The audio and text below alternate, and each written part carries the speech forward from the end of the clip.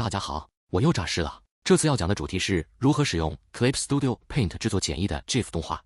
我不是专业的动画相关从业者，所以教学主要是带到 Clip 软体有关动画制作的基础功能，了解后大概能自制一些简易动图，例如动态贴图之类的。在开始学习之前，我想先解答一些想尝试的人心中可能会有的疑问。我有一张已经画好的图，但我想将它改成稍微能动的动画，能做到吗？还是我需要全部从头画过吗？回答是，能做到，只需要修改就好。要怎么做呢？就让我开始本次的讲解吧。如果我们一开始什么都没有，要从零开始，首先第一步，打开软体，我们需要开稿，需要一张画布。左上角档案，新建，在这里会碰上第一个需要犹豫的选择。最右边这里有个动画的选项，我们现在是要做动画，所以应该是要选择它吧，对吧？但因为我们不是要做电视上看的那种正式的动画，其实选一般常用的插图或者是动画，两者都可。我将两个长宽都设300，开出来给你们对比一下。动画这边自动会多个边框，内容画超出去边框也 OK， 绘出时只会绘出框里的范围。还有图层，这里会自动帮你建一个动画用的资料夹。不过选插图就的人也不用担心，这两样有需要我们之后可以自己建出来。这次范例我选择用插图开稿。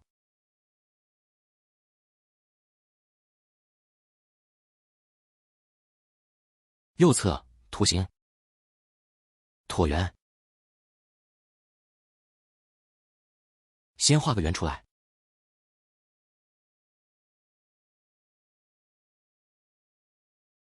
画在点阵图层上。接下来会利用它做一个简陋的球弹跳的效果，来快速认识最基本需要用到的功能。丑是丑了一点，不过好处是方便你们可以一起边看边做。上方视窗，叫出时间轴面板，这也是做动画主要会用到的面板。最开始我们需要建立时间轴，这里需要注意的是画面更新率，俗称 FPS 影格速率帧数，表示1秒钟会有几个画面。FPS 越高，画面看起来会越顺畅。我们用预设8 FPS， 1秒8个影格。播放时间8等于动画长度为1秒钟。确定。如果一开始没想好动画需要多长，也不用紧张。蓝色的范围代表影片的开始到结束。滑鼠按着向后拉，图层后面也按着向后拉，就可以改变时长了。为了方便观看，我们可以将时间轴放大。接着，我们要开始制作动画，填满这8个画面。新建动画资料夹，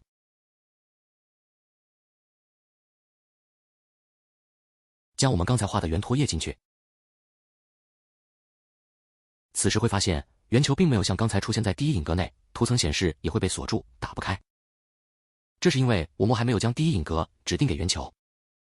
滑鼠右键，里面会出现资料夹中现有的图层名字，选圆球就设定好了。这里建议将图层改名为1，因为我们要制作圆球弹跳的动画。物件要将球移到一个偏下方合适的位置。右键复制圆球，因为在动画资料夹中，图层名称有时候会顺着编号，这里变为2，暂时不用管它。说个做动画的概念，首先我们必须先定下关键影格，又或者说关键画面。以球的弹跳为例，球往上跳，必定会有一个是球在最高处的画面。如果是一个人举手，就必定会有没举手和手举起来的画面。自己在做动画时，可以先思考哪些画面是比较关键的，就优先绘制那格的画面，步调比较不会乱掉。我们预计球跳起来时，大概在影片的中间部分，8个影格中大约第4影格。右键选刚刚复制出来的图层2，将球移到最高处。目前我们设好了2个画面，按播放可以预览目前效果。因为我们中间的这些2、3、5、6、7、8影格都没设定画面，所以系统会自动沿用前面的画面。这里穿插一个概念，我会复制圆球，是因为我不需要重新画圆球。如果在制作动画中需要加入新画面，可以自己新建图层，再将图层指定给影格。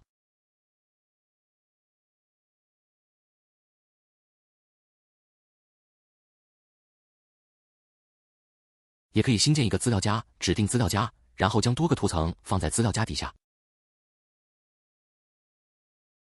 这也是我在影片开头提到已经画好的图不用重新画过的原因。只要有图层或资料夹，就可以指定给影格。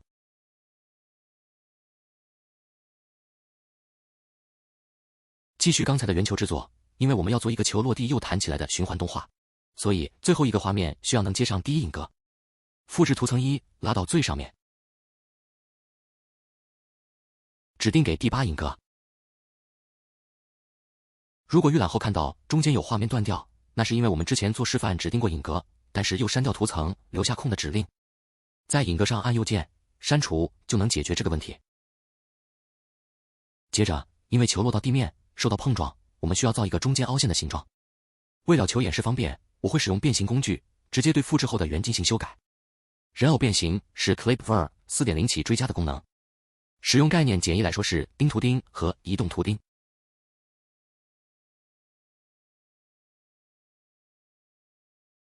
将两个图钉靠近会有挤压的效果，远离则像是拉皮。受到挤压的形体不会只是往内凹陷，两侧也会被挤到而向外扩张。这个功能要做一些细微、有弹性的调整，可以考虑使用。不过图钉是一次性的，按确认后图像会受到破坏性的改变，所以如果要使用此功能又怕失败，可以考虑先将原图复制备份。做好后按播放看一下效果。目前这个圆看起来硬邦邦的，不够 Q 弹。我们可把影格8滑鼠长按进行拖曳移到影格7，再将图层1复制指定到影格8。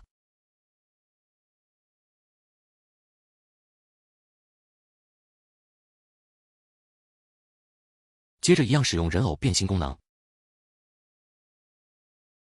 这次我们要做一个类似反作用力回弹的效果，弄一个与水滴相似的形状，中间些微凸起，两侧向内凹。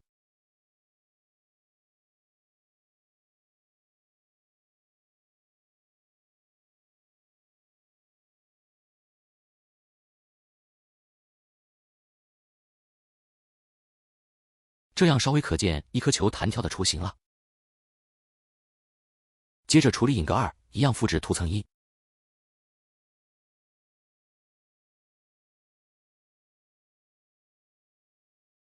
人偶变形这一格要做类似起跳的预备起跑姿势，所以与影格7类似，要向下挤压。为了怕底部两侧被挤到更下面去，我钉了比较多图钉。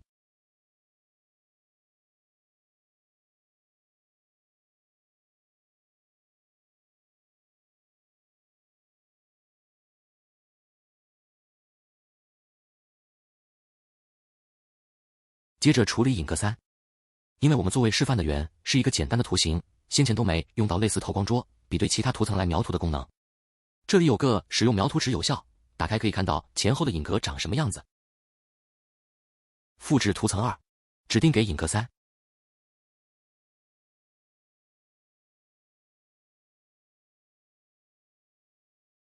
这格是球上升的过程，所以将圆先摆在适当的位置，再进行变形。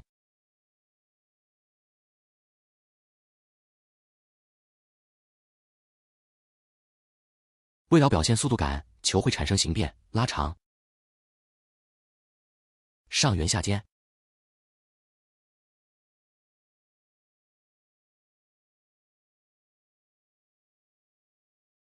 将描图纸关掉，预览效果。继续调整影格5和6。顺带一提，像现在这样补关键画面中间的空缺，动画的术语叫做中割，关键画面叫做原画。原画会先完成，才能确立后续的画面制作。影格5照样复制图层2。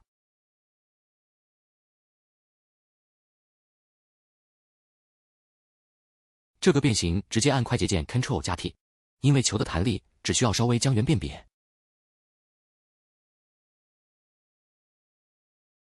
影格6照样复制图层2。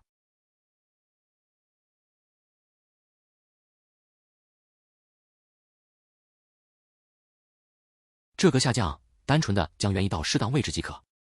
预览播放成果，一个1秒钟8 FPS 的动画就做好了。完成后，观看图层面板，我们会看到杂乱的图层名称，因为刚刚都没去理会。在时间轴的资料夹上按右键，轨道编辑以时间轴顺序标准化，可以把图层名称跟顺序自动排好。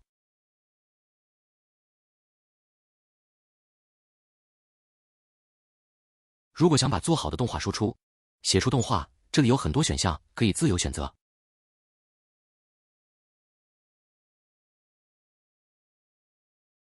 接下来算是我想利用人偶变形和 Y-Shape 工具做的一点尝试。预设要做的动画会在这个动作和这个动作之间做个循环，主要动的地方是人物低头、刘海、手臂的部分，最后再做眼睛修改，算是让各位在制作完圆球后看一看能不能再熟悉动画制作的细节。不会每个步骤都讲，碰到想补充说明的地方会说。如果不想全程观看，怕错过一些关键提醒，可以善用影片说明栏的时间轴目录跳着观看。如果档案开启后忘了一些自己先前设定的参数，或是想改画面更新率，可以利用上方动画时间轴变更设定，或变更画面更新率。我这个动画暂定8 FPS， 3秒共24个。目前我为了动画整理好的元件有手和人物主体、分位刘海、表情和底图。之后会分成2个动画资料夹。人物主体这个资料夹取名为1，照之前学的起手式新建动画资料夹，将刚刚的资料夹一放进去，右键指定给第一影格，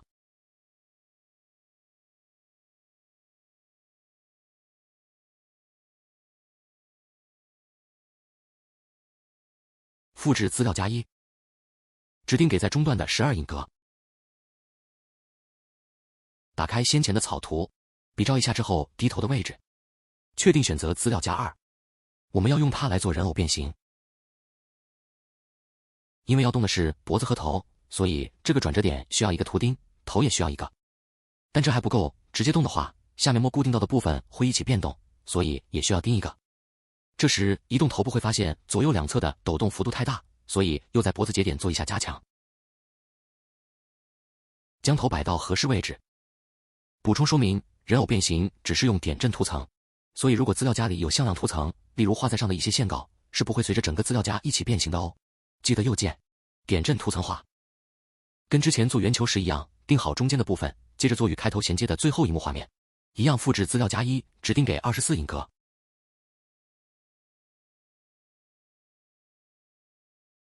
人偶变形跟之前一样，固定脖子，固定下方，然后给头一个控制点。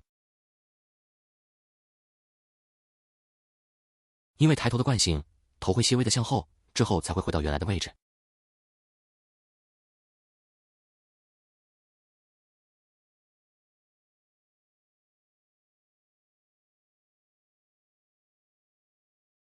预览播放后，我希望抬头的速度能慢一点，所以将原本的影格12拖曳到了影格8。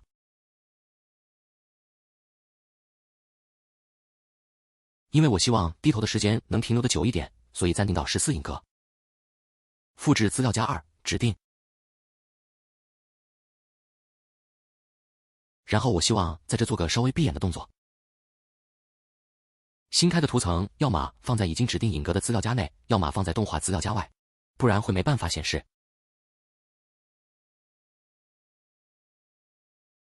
因为画表情的时间太冗长，所以直接跳过。总之之后长这样。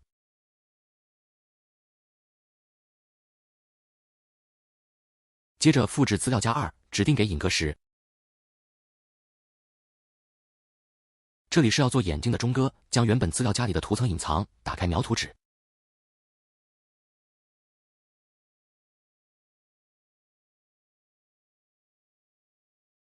过程依然跳过。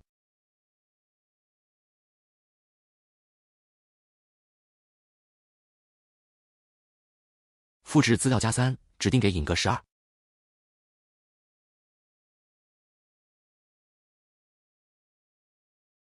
这里的用意是，资料夹3是一个要让人看清楚的关键画面，所以又复制一个到影格12，这样12到15影格的画面都会相同，能让画面停留的久一点。因为感觉目前闭眼的影格各自间隔为2，速度太慢，所以影格间隔变为1，将影格位置进行调整。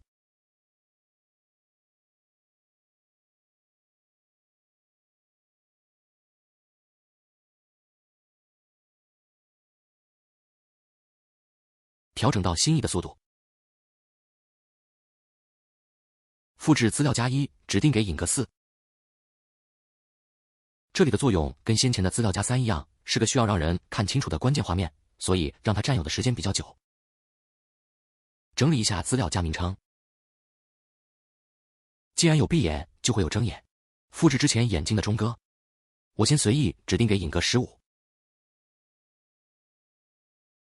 目前看起来卡卡的，但可以先不用管它。在抬头的中段，我想加入一个微笑的表情。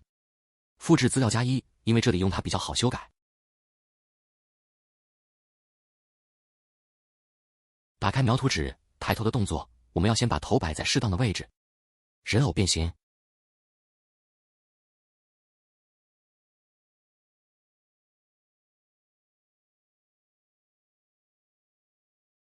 我希望这个表情是在抬头的中段出现，所以头的位置放在中间。预览卡卡的先不用介意，只要位置对就好。因为等等要修改表情，先把资料夹复制一份，指定到前面的影格。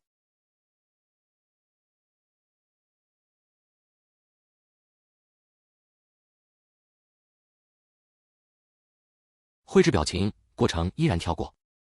画好笑脸后，我们需要一个与预设眼睛间的中割，所以复制前一影格资料夹，指定。开启描图纸，继续画表情。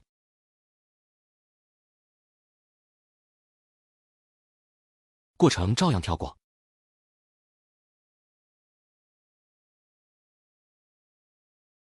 现在眼睛 OK 了，但前面这个嘴巴看起来不正常，需要修整。修整后，预览播放变正常了。现在要处理这格和这格间的表情。我们复制前面这格的资料夹，因为头的位置合适，之后只需要修改眼睛。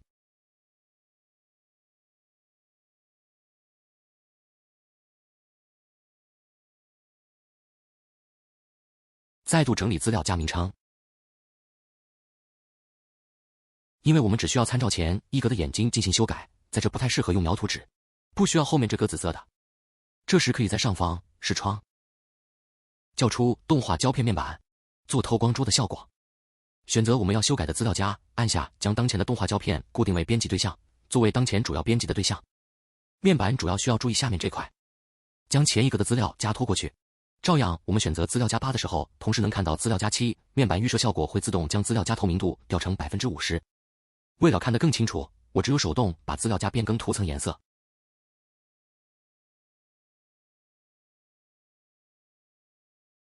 照样继续画眼睛，跳过过程。画好后，关掉使透光桌有效，就像关掉描图纸，就看不到资料夹7了。接着要来补这里的空缺，从笑脸到原先的预设表情。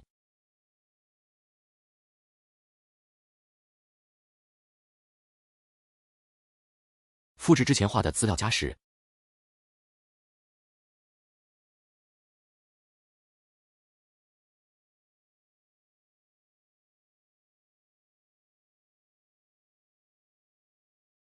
再复制之前画的资料夹9。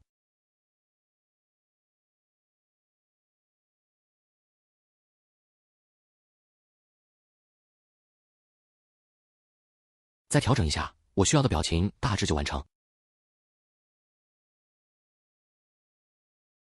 接下来开始调整头部位置，这里我不细说，基本上是反复利用动画胶片比对2个画面，利用人偶变形调整头部的位置。这部分我会快进，顺道说一些大概不太重要的我自己的想法。之所以前面没让你们看到什么草图，是因为我脑袋里大致上知道要做什么。就像现在调整头部位置，是因为我知道先完成需要的表情后，头部的位置可以一次一起调整。心里之前就有一个对作业顺序的想法，知道先做什么，后做什么。哪些东西可以一起处理，哪些这样处理后续会比较方便。或许现在看我在这做觉得很枯燥，我自己从头看多好的影片也觉得像在听天书，但我还是选择将这种重复性高的画面放入影片的用意是，我想让你们知道动画是怎么弄出来的。这点说起来很妙，如果只是讲了几个片段，然后只提了一次工具的使用，但不放过程，大概会给人一种哈，你确定你真的只用了这些工具？你真的没漏讲什么吗？为什么成品能演变成这样我的感觉？所以才说这个影片不用全看，可以适当跳过。留着画面是为了让你们查证，能更相信自己用类似的方法可以做出属于自己的动画。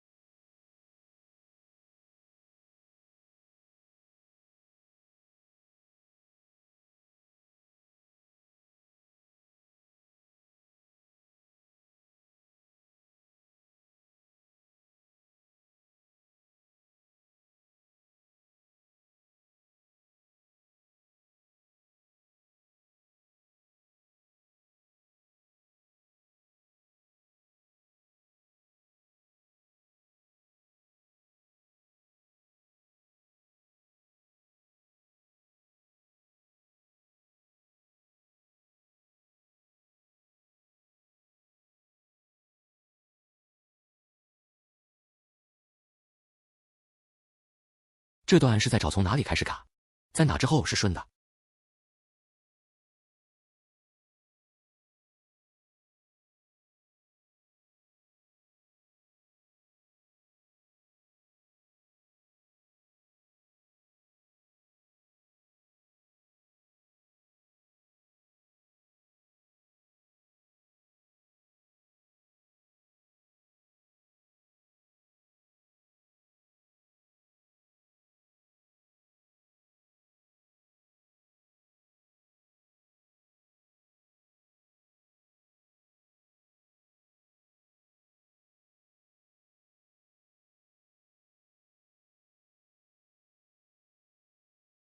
这里是在思考怎样能让节奏变顺。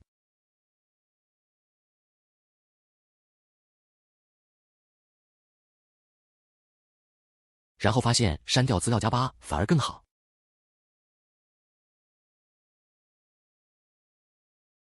抬头的头部位置调好了，开始调整前段低头的部分。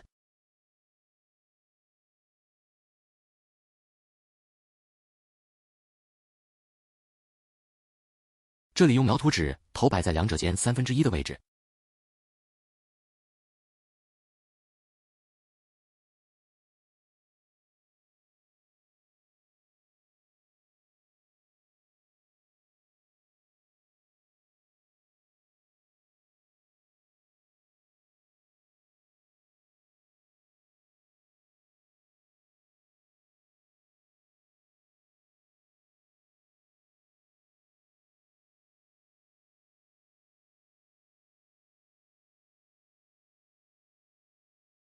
头部的位置全部调整好了，如果你觉得看起来觉得怪，那可能是我动作设计的问题。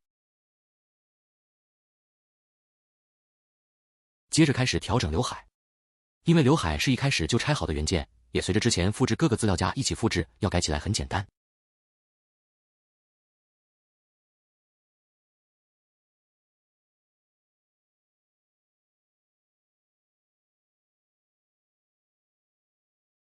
调整刘海，我们使用歪斜工具。这里的重点是笔刷尺寸调得够大，但只罩住刘海的尾部。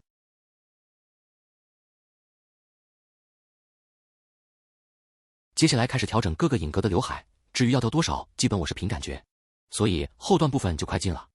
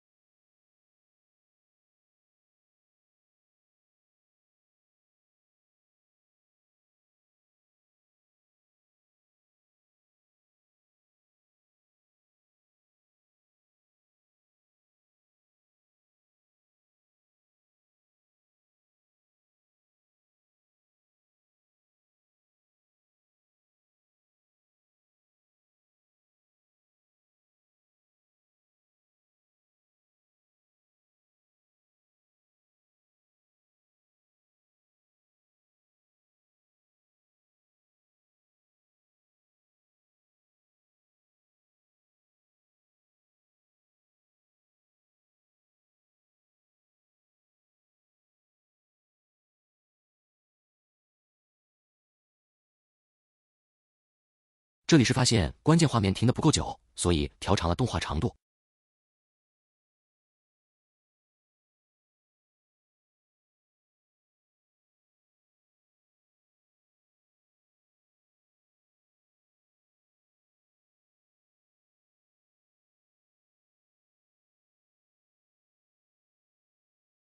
人物主体调好了，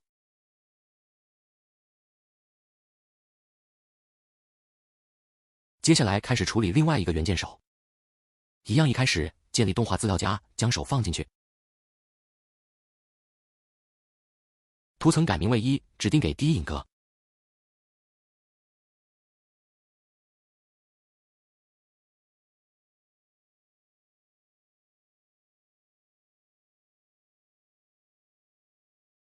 复制图层，参照之前人物主体设定的影格，指定给12影格。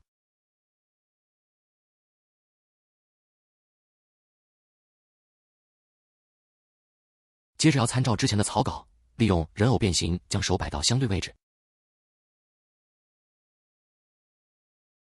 这里需要注意钉图钉的顺序，先钉之后不会被影响，不会再动的位置。像是伸展的树枝，从树干到树枝末端，从肩膀、手臂到手指。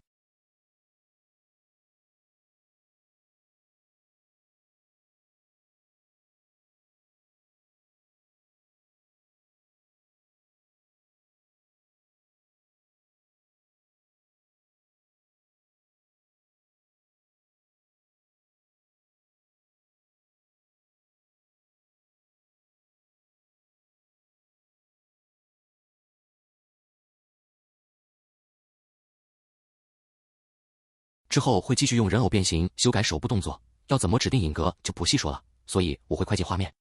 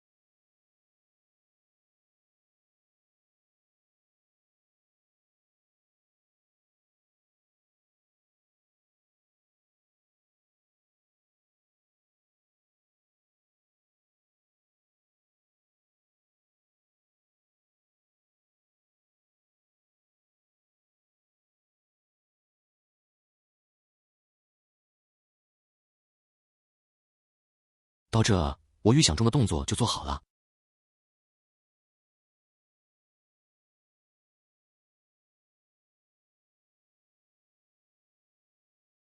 接着我要来讲摄影机作用，大约等于我在开稿的时候说过，动画开稿会有的，画出去绘出时也不会显示的框框。像你们先前看到的这个框，就是我为了确定完稿要绘出的范围，所以先拉好对照着看的摄影机。我先把它隐藏，从头做一遍。上方动画，动画用心图层，2D 摄影机资料夹。新建的摄影机框框需要自己去调整大小。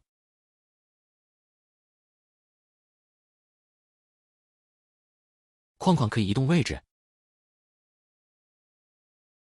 但要调整大小需要使用操作物件工具。这里需要补充一点，框的长宽比是依照着画布的设定，如果是动画时开稿，则是开稿时设定的框框。所以现在缩放篮框只能等比例变形，像我开稿是正方形，框就不会变成长方形。此外，既然叫做摄影机，它的作用就是捕捉镜头，边框是可以持续移动的。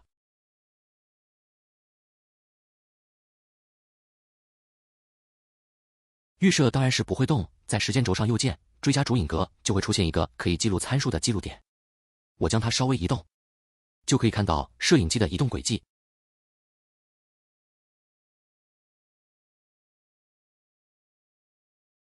不过想要让摄影机真正的启用，必须要将我们先前做的动画资料夹放进摄影机资料夹内。这时预览很吃电脑效能，可能看起来会卡卡的，所以建议确定动画资料夹都制作好了，再移入摄影机资料夹。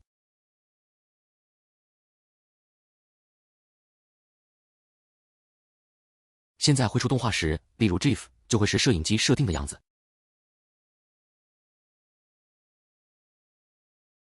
顺带看一下我之前预想中绘出的范围。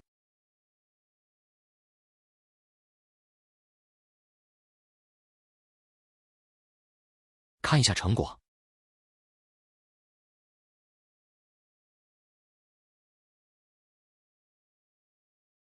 接下来要讲的功能是我做完这影片才想到要讲的，很实用的功能，所以就加到了影片这幕后面的位置。将图层的主画格有效化，这个功能仅看名字看不太出可以干嘛，所以且看我解说。这是我们先前做好的球，点选动画资料夹，将图层的主画格有效化的效果便是把一个料夹或者一个图层变成一个元件。变成元件后，就能在时间轴上设控制点。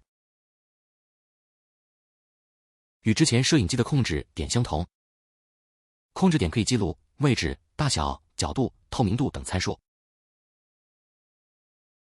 我们在第一影格已经设了控制点，因为现在元变成了一个元件，移动它等于整个动画片段一起移动。在第8影格也设一个控制点，将元件的位置向右移。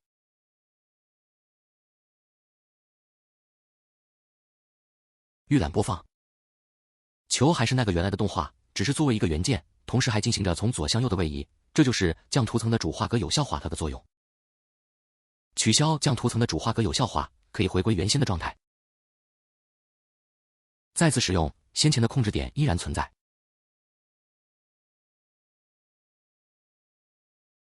刚才的范例我们记录了控制点的移动，接下来也是一个移动的范例。这里有一张背景，将图层的主画格有效化。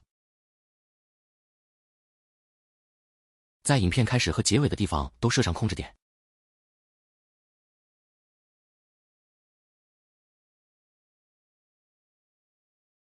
移动背景位置。播放后就能得到一个会动的背景了。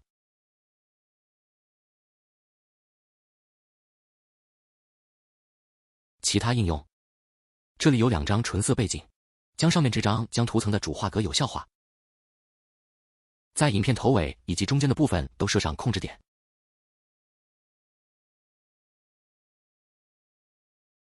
头尾的透明度都设100%，中间那个0%。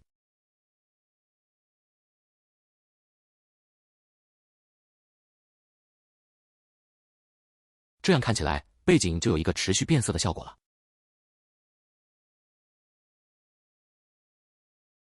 之后，我又把动画做了一点装饰。